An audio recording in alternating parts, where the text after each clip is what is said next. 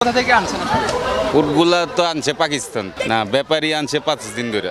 গরু বাছুর যেটা খায় গমের ভুসি ঘাস আপনার এসব খাবার খায়। তো এই যে সকালে দিচ্ছি, আবার দুপুরে দিচ্ছি, আবার বিকালে দিলাম, রাত্রেও দিতে হবে আবার। 28 লাখ আর 26 লাখ। আসলে সরাসরি কথা বলে কিছু কম হইতে পারে। কিছু ইউটিউবকারীরা আছে তারা গুজব ছড়াইছে এত টাকা দাম, কিন্তু যারা মালিক পক্ষর লোক তারা এই অরিজিনাল সঠিক দামতে আপনি বলছেন 28 লাখ আর 26 লাখ। কেমন দাম উঠেছে এখন পর্যন্ত? এতে ফোনের মাধ্যমে মহাজনের সাথে কথা বলা হয়েছে, কেউ 19 লাখ বলছে, কেউ 21 লাখ বলছে, এতটুকু আমি শুনছি।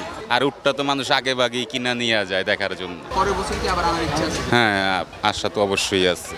আগে তো উটে অহরে বেশি আসতো বাংলাদেশ। যারা আছে দরবারের লোকজনরা কিনে, আর যারা পয়সা লামির লোক আছে তারাও কিনে। এটা তো অনেক বছর ধরে উট বেচা কিনা হয়েছে। অনেকে তো আসলে এই ওট অথবা বড় বড় গরুর সাথে অনেক কিছু ফ্রি দেয়, সেক্ষেত্রে আপনার না না, এটার সাথে কোনো ফ্রি টিরি নাই।